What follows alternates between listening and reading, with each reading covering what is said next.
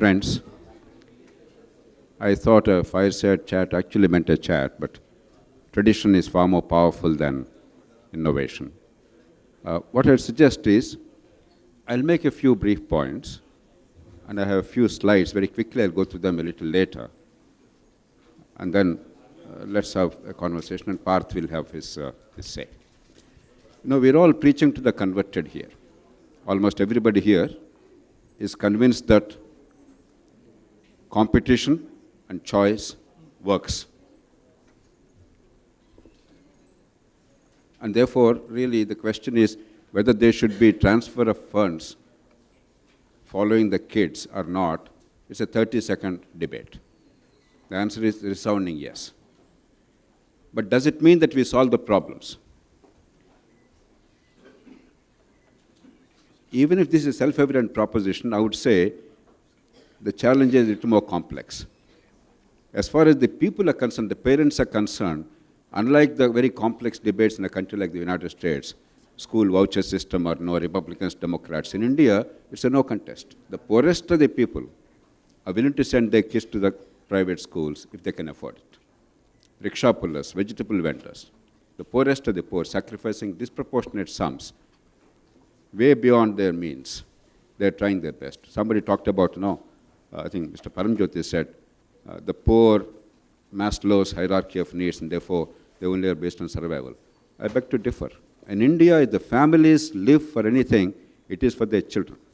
Rich or poor, urban or rural, Hindu or Muslim, upper caste, lower caste, rural, urban, everybody wants to live and die for the children. They're willing to sacrifice anything for their children. That's actually our greatest asset in the country. But the problem is, it's a necessary step, the choice. It obviously breeds competition, it obviously enforces accountability. But it's not a sufficient step. Why? And here, libertarians like Parth will be a little uncomfortable with me. Because parents are the buyers of these services in a competitive environment. But parents are not the users of these services. Earlier, I think our friend made the point, what do parents look for, rich or poor? What scores are the kids getting? What rank is the kid getting? Now, it doesn't matter who you are, we all are looking for quote-unquote success. But what exactly is success is beyond the comprehension of the parents. They cannot measure it, they do not know it, most of them. The market is looking for success of a different kind. Not marks and ranks, they're looking for productivity. It's looking for problem solving, looking for critical thinking, looking for creativity. But we're not measuring these in educational outcomes. As we all agree, at the end of the day, it's all outcomes that matter. And as Deng Xiaoping said repeatedly, it does not matter whether the cat is black or white. What matters is, does it catch the rats? So do the kids get education or not? Now that goes beyond the ownership of the schools. Obviously, all kinds of surveys, ASER, National Achievement Survey, every survey shows that private schools are doing a little better than government schools in terms of outcomes. Barring a few elite government schools like residential schools, Navodaya Vidyalayas, etc., they're doing pretty well too. But they're only doing marginally better, not because private schools are bad, but because we're measuring it horribly. Because the goal we set is a terrible one. Until we change that, we cannot really get what we want from the education system. I know we all are very romantic people. We talk about the primacy of the teacher. We talk about child centrality. All these are words. At the end of the day, only one thing matters. Is the child equipped to deal with the world on her own terms? Because every child is endowed by Creator or by nature with innate potential, rich or poor. The only purpose of school system is, have you harnessed the potential, given these kids a chance in life, irrespective of the circumstances of birth? And the answer in our country is a resounding no. We failed spectacularly. Much of the discussion here is about the middle-class parents whose kids are going to the CBSE or central schools, etc. I'm sure there are problems there, but the real challenge is not that. The real challenge is the rest of India, the state boards and the syllabi. And it's not so much about money and infrastructure. Somebody said, no, maybe the schools are not adequately endowed. I beg to differ. I went to a village school. I left school 56 years ago at the age of 13 in Telugu medium, the government school, the Panchayat Samitis, Jilla Parishad, etc. Tens of thousands of us flourished in the school system despite very paltry resources, next to no infrastructure. I'm not arguing against money for education, but that's not the problem at all. It's a myth. Our schools are spending in the public system in several states 110,000 rupees, 120,000 rupees per child per year. In Telangana, it's 108,000 rupees.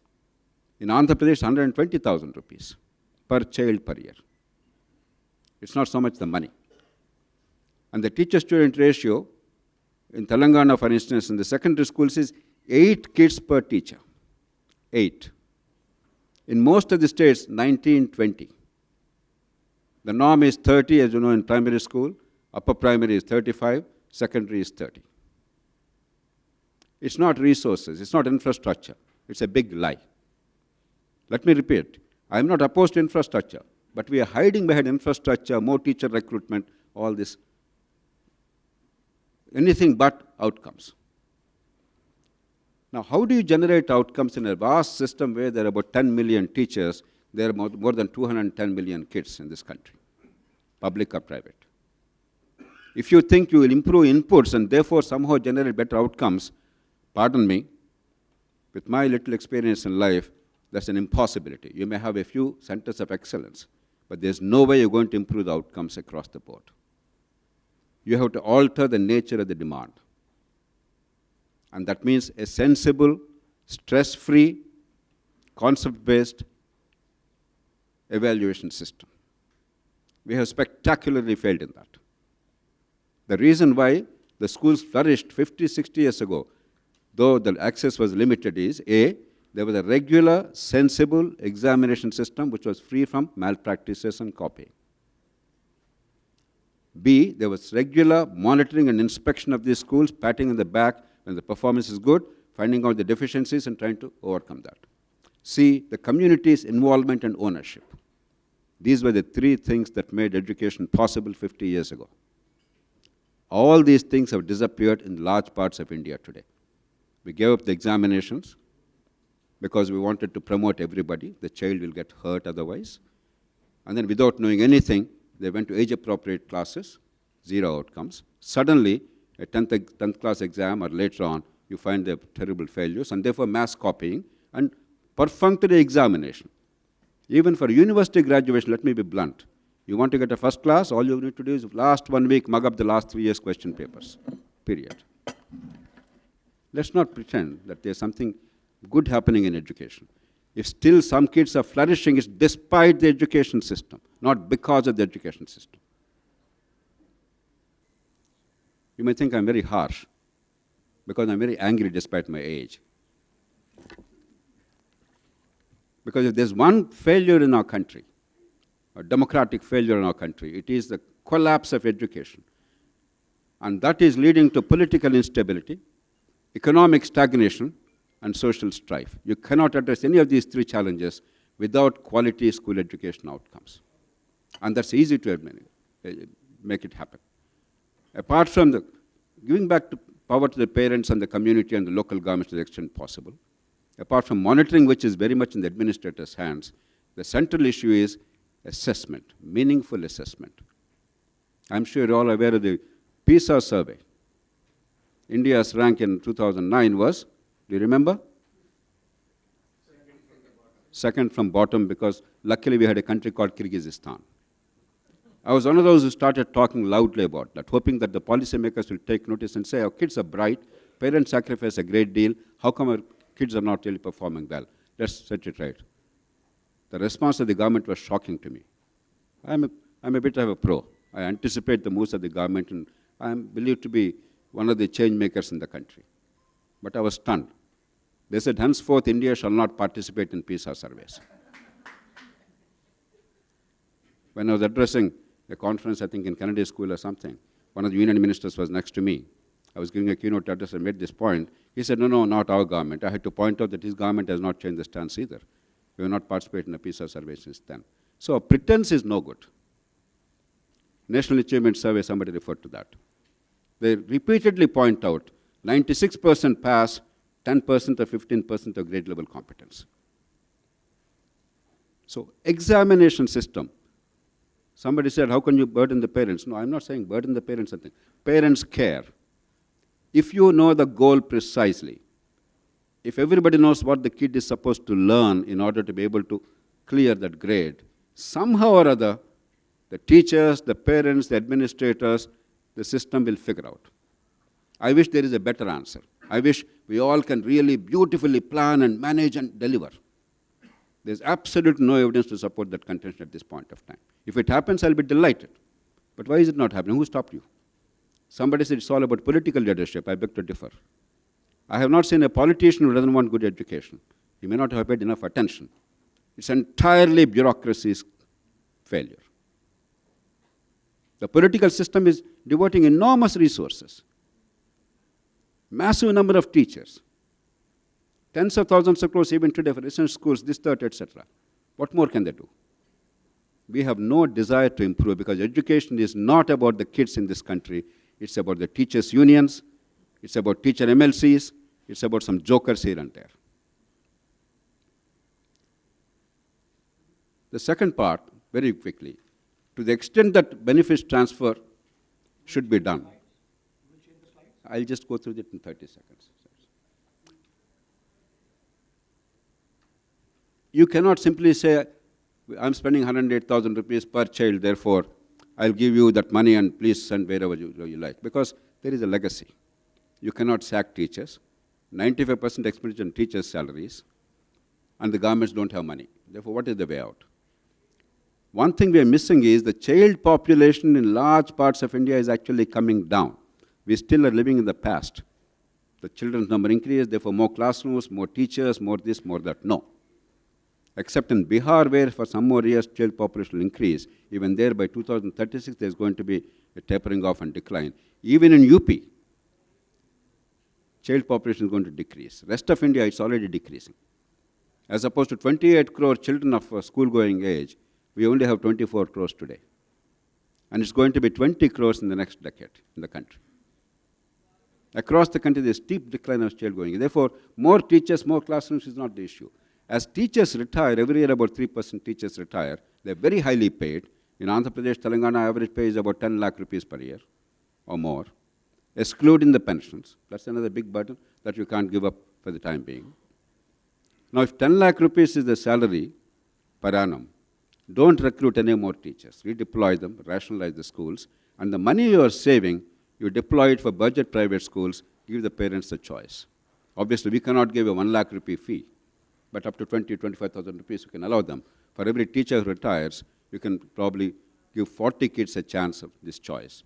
Every year, you have X number. Within about 5-10 years, most of the kids in private sector, or the poor kids, they'll be covered. So money will not be an issue. But as I said, unless you improve the quality of assessment and monitoring, that itself will not yield dividends. It will be marginally better, but we can't afford marginally better. We need spectacularly better. One last word.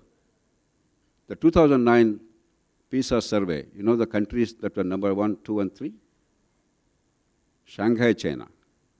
Hong Kong, China. Singapore. They continue to be in the top 5 or 10 every single PISA survey. You don't require to be a super rich country. You must care. You must do what it takes. We must stop talking too much about romantic notions. We must actually do the practical things necessary. With that, I'll just take you through these slides in exactly 60 seconds. The left slide shows you the pass percentage. The bottom one shows you the national achievement, proficiency in mathematics.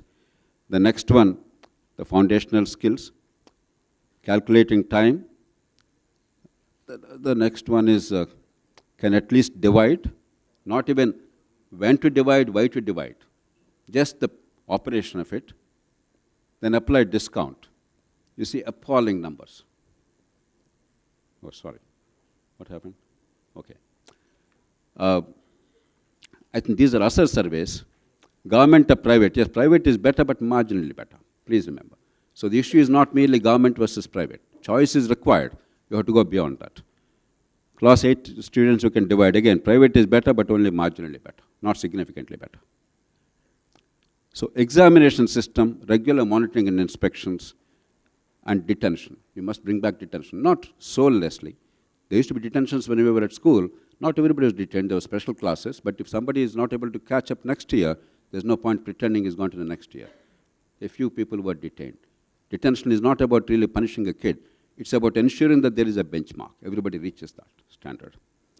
As opposed to rote learning, mass copying, no detention, and provincialization of teachers, local control, local monitoring, and local accountability have completely disappeared. Pardon? No, what should happen is the top. What is happening is at the bottom. This is just a calculation to show that overall, except in Bihar, in every state, the teacher-student ratio is actually very favorable. You don't require more teachers. You can easily, and the kids' population is coming down. From 28 crores, now it's 23.8 crores, and it's going to be 20 crores in the next decade. And the enrollment in private schools is increasing. Only during COVID, because anyway there was no schooling, government school enrollment has increased, but otherwise, private school enrollment is actually increasing. Therefore, don't worry about too many teachers. When the kids are deserting you, and the kids' number is declining, more teachers is not the solution. When they retire, you deploy that money. You can see some of the numbers in some of the states. 1 year's retirement. In UP, you can fund 6.6 lakh children per year. Cumulatively add up in 5-6 years, you'll have 50-60 lakh kids. In Bihar, it will be 5.4 lakh. AP, Telangana, we gave some numbers. Because ultimately, we find a way. How do you find this benefits transfer? I would really want everybody to look at this. Thomas Edison said, there is no expedient to which a man will not resort to avoid the labor of thinking. Indian education is a classic example of that. We don't want to look at evidence. We don't want to apply logic. We don't want to see best practices. We are like ostriches, pretend that everything is okay, or talk airy-fairy stuff. And the more things change, the more they remain the same. We have to change the way things are done. And now, thank you.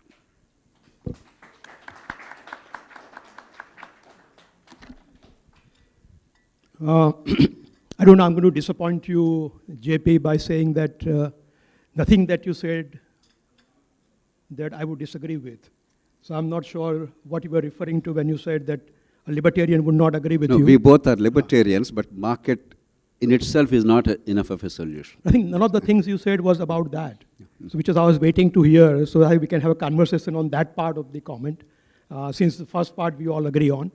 I think, of course, I have been here, as you can imagine, from the very beginning. This is the 12th School Choice National Conference. Actually, other one that we held for the first time was 2001.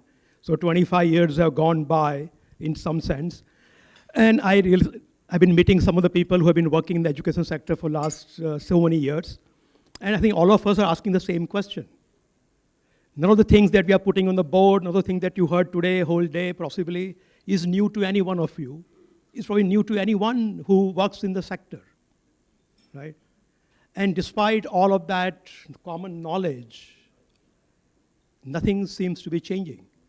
A lot of my friends are now asking, what have I spent my life doing? I spent 17 years, 20 years doing this, and the reality remains largely the same, right? And so I think that's really is a big question we would have to answer, right? What is it that we need to do beyond ideas, beyond the numbers, right? That allows us to make the difference. And I think that was one of the reasons why we started NISA, the National Independent Schools Alliance. It became very clear after a few years of research and advocacy work that that by itself is not going to change things. And therefore, it was important to organize people, right? Organize schools, particularly the low-fee private schools, which was a core focus for NISA. And hopefully also organize the teachers who work in the schools and the parents who send their children to the schools, right?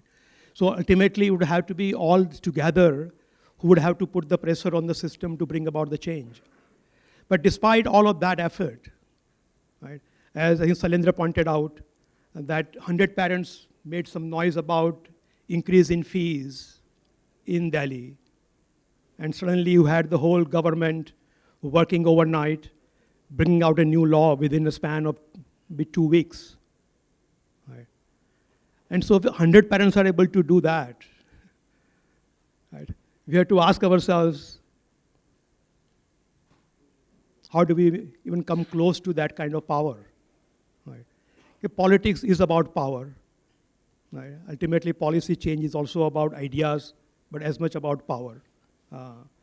And I think I always wonder that what kind of power do we need to bring to the table to be able to make the change that we need to make. And I think NISA certainly have made the efforts. Many of you are here, have been very active members of NISA. But despite all of that effort, I think we are still where we have been. Right? And I don't know whether there is a non-libertarian solution to this problem of how to mobilize public opinion that allows us to make some change in how the politics responds to the needs of the people. Well, I sounded very angry. It's also true that things actually are improving in the sense that 25 years ago, we never debated outcomes. We only talked about enrollment. I was there along with Montague and Alivalio. We both released the first ASER report in Constitution House in Delhi in 2005. Since then, slowly but steadily, the discourse is changing. More and more people are aware that outcomes are appallingly bad. The other day, the Chief Minister in Telangana made this statement in the council that now we are spending 108,000 rupees per child. Outcomes are appallingly bad. I rang him up and said, look, good that you said it. Let's sit and do something about it. We sat for 3 hours. He's not courageous enough to say, let there be a genuine assessment, but at least we took the inspection monitoring system and 1 or 2 other things. But if we put a little bit pressure about the right things to be done, instead of confusing the policy makers, I think the political system is ready. They're terrified of the teachers' lobby. Every chief minister, every head of the government is terrified of the employees. Quite unreasonably, but no. It doesn't matter what you and I say because they're like examination-going students before elections. So they're worried teachers constitute 50% of the bureaucracy. And they have teacher MLCs. Actually, I tried very hard at the parliamentary committee level to amend the constitution by a simple majority of parliament constitution can be amended about the composition of the legislative council. Ambedkar said, until parliament by law otherwise decides, the following shall be the composition of the legislative council. That's a very transient provision. It's absurd to have teacher MLCs and some graduate MLCs in this day and age. But for whatever reason, the political parties didn't have the will at that time. So because of that pressure and the teachers' unionization, and because teachers sit in the polling booths on the polling day, there is an unreasonable fear. They love us less than they fear the teachers. Now, if the parents start putting fear into the politicians' minds, they'll quickly change it. But we must show to them that our vote matters, and we are going to vote on this basis. So that bit if we do, and if the right people in the right way, without confusing those in government, articulate 1 or 2 critical changes that are required, I'm sure changes are now going to happen because the market is now going to punish. Already is punishing people who are not really doing well enough. In engineering colleges, many states like Andhra Pradesh, hundreds of colleges came up. Most of them are shut down because the market said this is bogus degree. Only thing is, it's a very painful and delayed solution. If you're a little thoughtful, you can do it without that much of price being paid. And I think there is hope. My anger is because so many children's lives are ruined. When I think of the kids going to the school where I went 50, 60 years ago when there was next to nothing, they have no future. Not one kid in the school has a future now, despite us spending so much money, despite all the fancy infrastructure. That makes me terribly angry. But we can change it, and I think what all of you are doing is making an impact. We only have to accelerate that. I think question remains, how do we accelerate that, right? So, I mean, I know all of us would agree that yes, there are things that are improving, things that are changing. Obviously, the efforts that many people have been making to improve India's education certainly have seen some sort of tidings, but not really much in substance has changed, right? I know these are, to be very honest with you, these are the things we tell our donors, right? How things are improving because of whatever that we as CCS or many other organizations which work in this sector, right? So that I think, to be an honest conversation, it's true that obviously we highlight what small changes are happening. That's how we, of course, make sure the donors are happier in terms of supporting what we are trying to do and continue to support that, right? But I think if you want to be honest fully with ourselves, we really have to ask that question that 100 parents are able to mobilize the political system overnight, which is quite against their own interests if you think about it, right? So it's quite clear that restricting increase in fees is not really in the interests of the students or their parents, right? It's long term is a harmful thing which they are themselves are advocating. But despite all of that, I think one does become a little pessimistic. I don't know whether it's just becoming old. No. But Papa, that breaks my heart.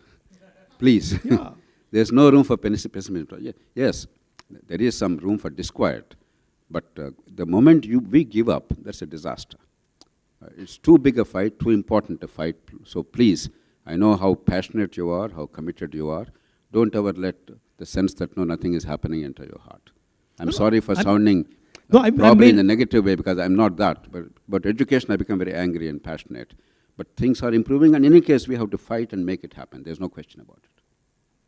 No, so you have to ask yourself, if we were not doing anything, would things would have improved, right? What is the counterfactual?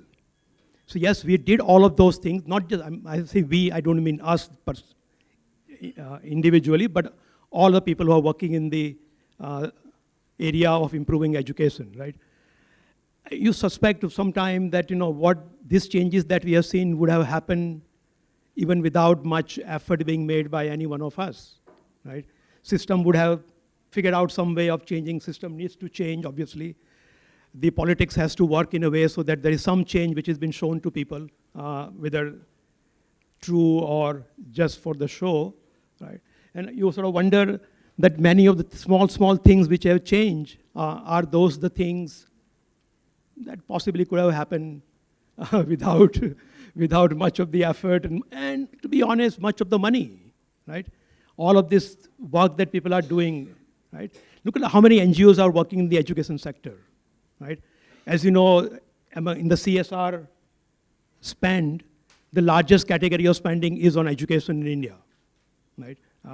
So combine all of that money, combine all the resources, human resources, which are working in the sector, which are working with the government schools, right? And so many of them are working in the government schools to help them improve.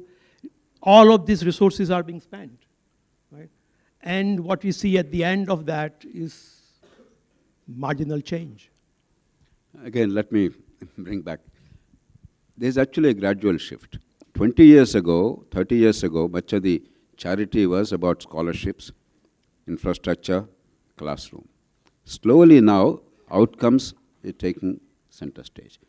Your work, CSF, many other organizations, and the work Lok Satta is doing, I think slowly, definitely the pendulum is swinging. Not as fast as it should. That's our stupidity, Long ago, a great book was written by a man called Myron Weiner. Anybody heard of Myron Weiner? He was a political scientist and sociologist from MIT. More than 50 years ago, he wrote a book, The Child and the State in India. Very slim book, about 200 pages, but very well written, well documented, very passionate. The question he asked is, even in communist governed states like West Bengal and Kerala, because communists, whatever be the terrible economic policies, they were all committed to education and healthcare all over the world. How come education has not become the central issue of politics in India is the question he raised. He came up with a very sad answer that the psychology of caste, even if you do not practice caste as a human being, the notion that inequality is normal and natural by birth, and this moral neutrality to inequality has sort of paralyzed the society, and therefore there is no concern about the quality of education the bulk of the people are getting in our country. I don't know if that is true, but something like that is operating. however kind we are to the poor in this country, we don't think that their children are entitled to an education, at least in terms of outcomes, which is as good as my child. But the politics is about changing that. Universal franchise is about changing that, and we are not changing that. Instead of doing that, we are only indulging in short-term individual welfare without enhancing the capacity to earn, and that is a central challenge of inclusive growth in this country. That's the reason why political instability is endemic and there's no majority of growth in this country, because growth is not touching a majority of the people. Until it touches the majority, we're always one election away from chaos. Just one election away from chaos. We're not realizing the implications of it politically. Forget humanitarian approach, forget morality, forget compassion. It is practically inexpedient for us to continue with the current model because the country will pay a very heavy price in terms of economic growth and social strife. And I believe there are enough people who are recognizing it, and now we have to make our voice felt collectively. My only complaint is, now that I'm here, many of these wonderful non-profit organizations are working in splendid isolation, sometimes seeing themselves in competition with each other. My God, there's such a massive problem. For heaven's sake, put your heads together. God, if there is a God, makes great things happen through people who do not care who get the credit. In the face of the monumental challenges we face, we and our egos and our credit is inconsequential. I am now, 30 years ago, I used to be one of the youngest person in any national audience like this. Today, I am probably the oldest person. So let me take that privilege of the old man. It doesn't matter who gets the credit. There's so much to be done. We are clear, because last 50, 60 years taught us many things. Let's use those lessons and push the cause instead of competing and fighting with each other. This is one thing that disturbs me. Wonderful people, well-meaning people, thoughtful people, rational people, they're not able to work together. At least this is one sector where we must bury our pettiness and then work together and help each other. Well, on that note, we can open up and see whether there are ideas coming from the floor in terms of what we can do, maybe including how we can stop fighting if we are fighting among ourselves.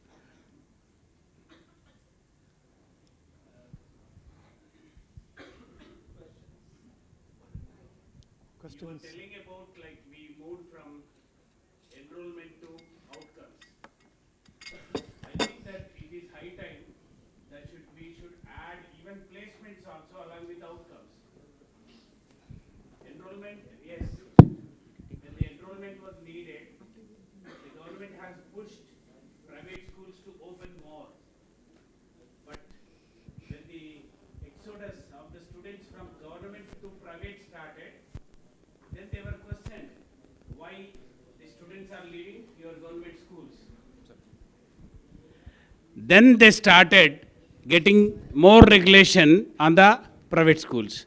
As long as the government needed the enrollment, they allowed the private schools to open and enroll. Once they reached the enrollment and the exodus starts from government to private, then they started regulating and forcing. Now, of course, we are looking for outcome-based education.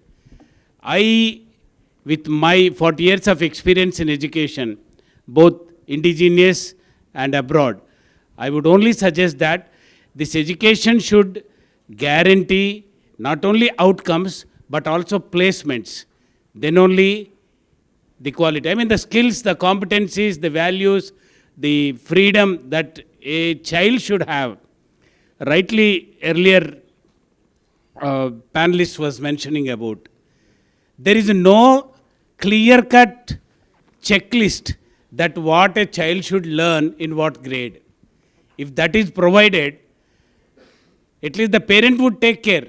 That sensitization, that bringing awareness that what grade student should be learning by what grade, and who can ensure that. The public should be provided that voice to go to the school, whether it is government or private. My child should have learned this by this grade, but he hasn't learned, then how you ensure his learning? So if that knowledge, skills, competencies, values, dispositions, attitudes are developed, then placements will be rest assured. That's what I feel. How to bring about that modification in the governance is what I look for. I mean, do you want to moderate the conversation? it'll be easier because of the. You want to say something, sir? Yeah, I want to add something. Sure. Okay, I'll do that. Make sure you identify yourself and keep your question short as possible. Or if you have an idea to share, short idea, please.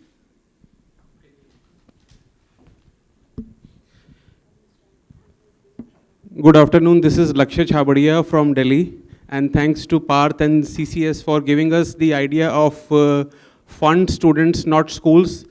Idea has a power, or it goes century to century. So through this idea, from past 10 years, we are promoting this idea. The last government came in power, so we take this idea, so they understand the idea.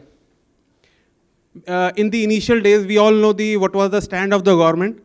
After knowing the idea that how much government is spending on a child and how we can benefit each and every student studying in the government schools or private schools, we can fund students, not schools. This will be a great idea. Then the things change.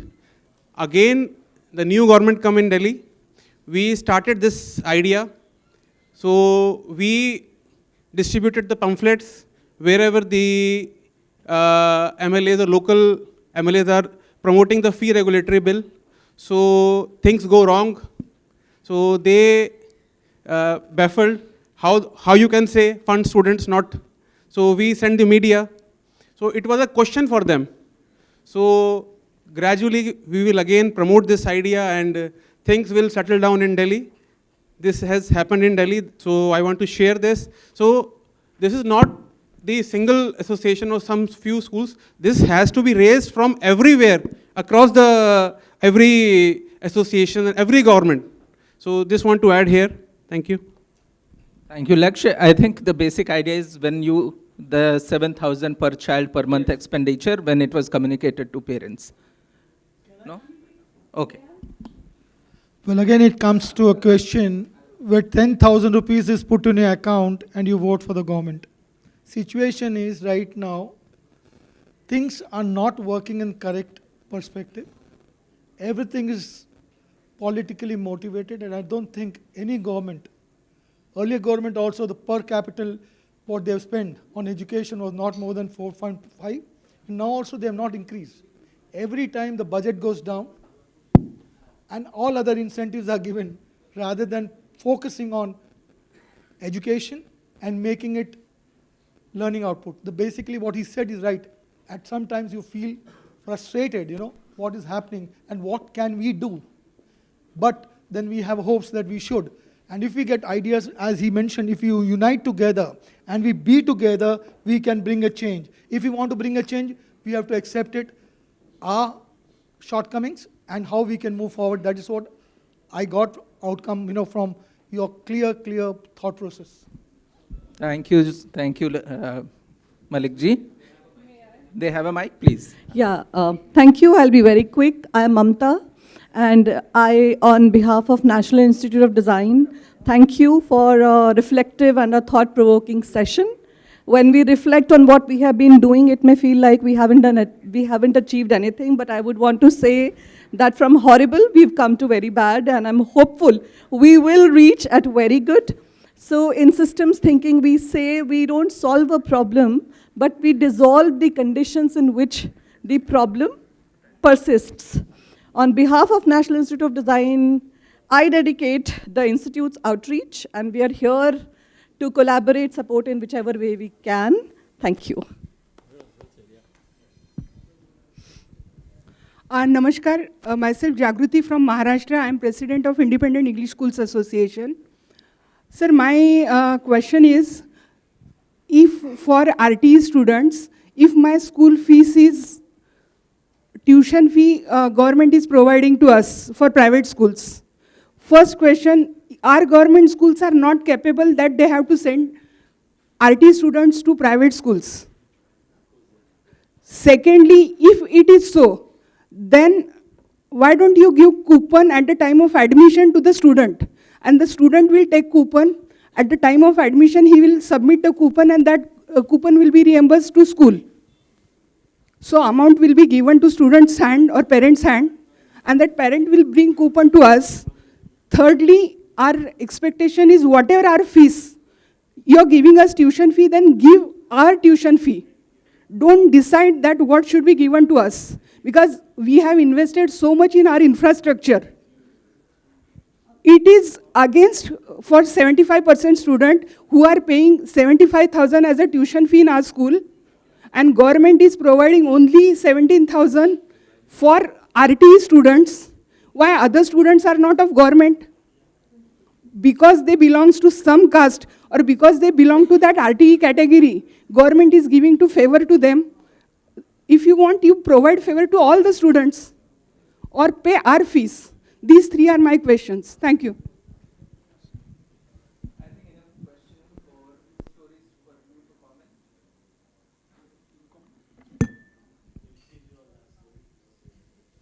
No, I think the last question was really about on what the purpose of this session has been or was.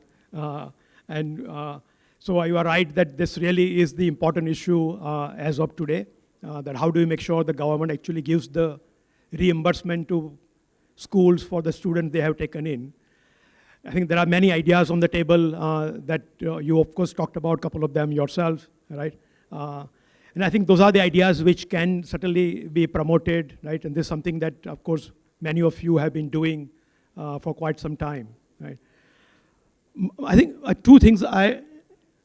My sense is that some of these ideas somehow are not getting through where it should go through, right?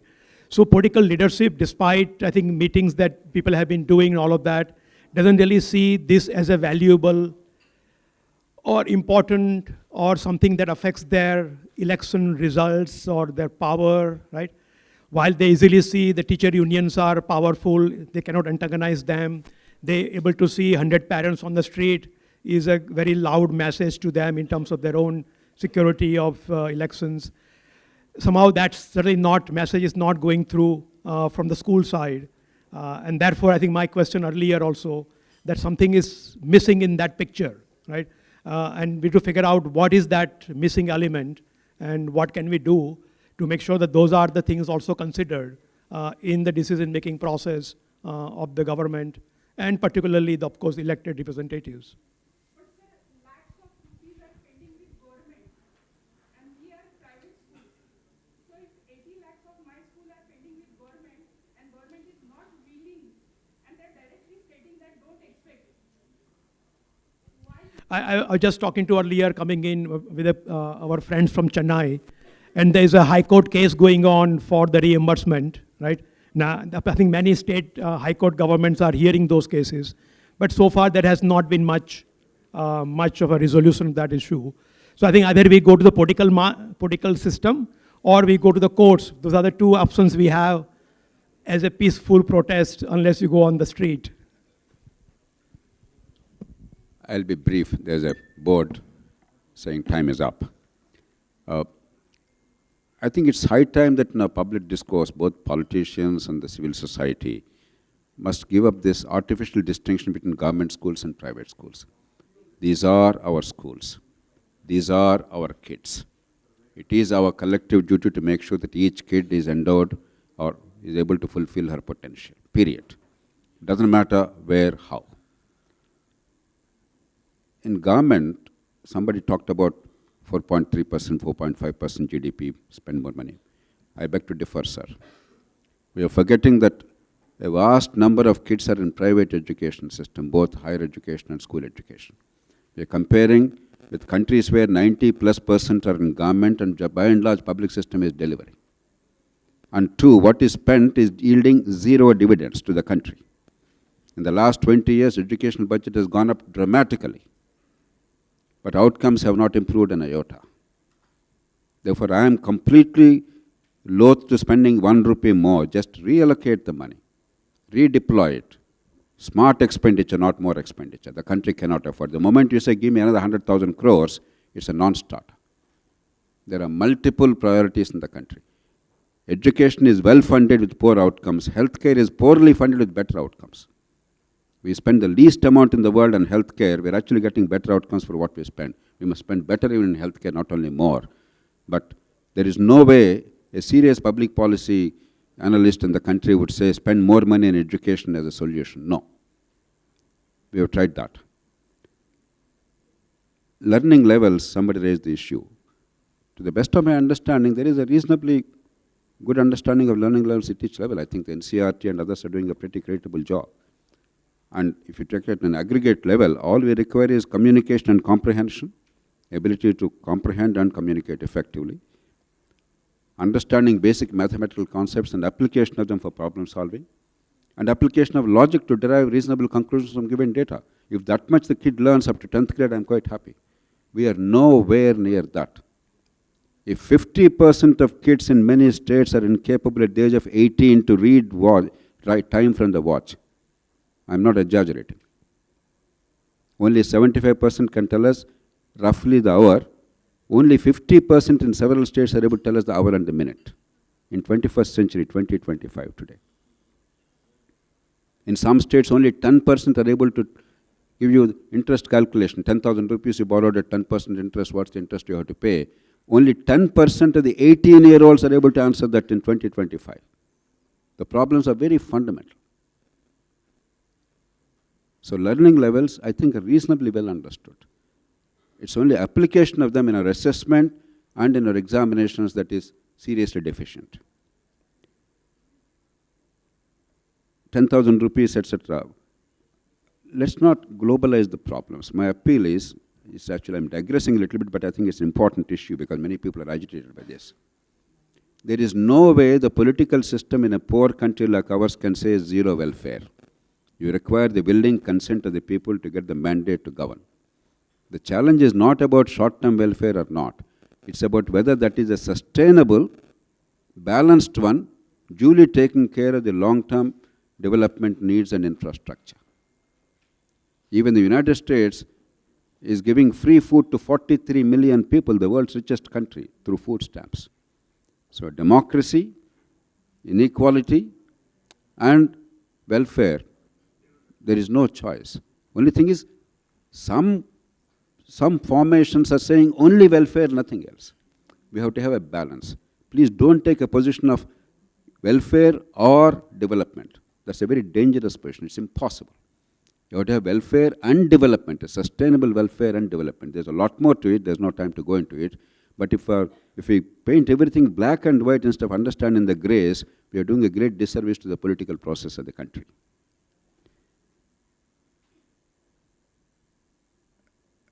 Last point, the coupons, what to do.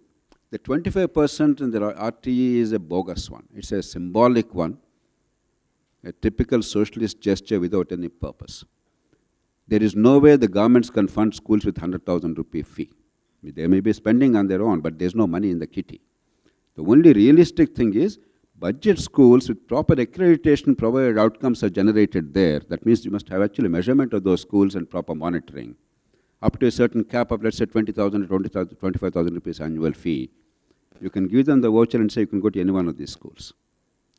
But the problem is, where that is tried in higher education, the government is not paying the money.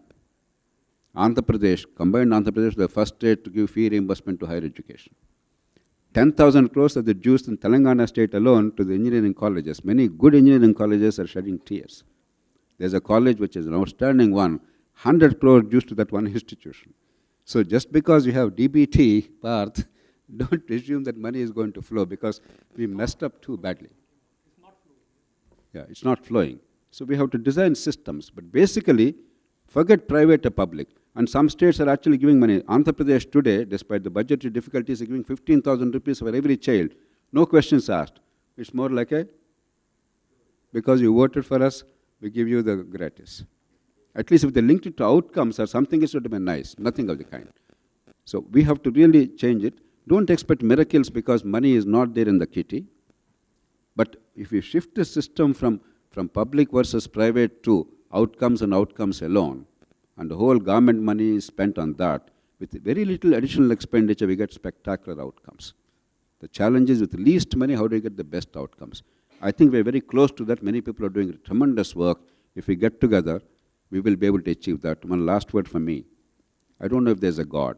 I'm an agnostic. Long ago I read Bertrand Russell at the age of 13 and I gave up on God. But I do believe there is a sin. The greatest sin to me is unfulfilled potential. And this country is home to the greatest amount of that greatest sin. We can do better. We need to do better. And I hope our collective efforts will make that happen sooner than later. Thank you.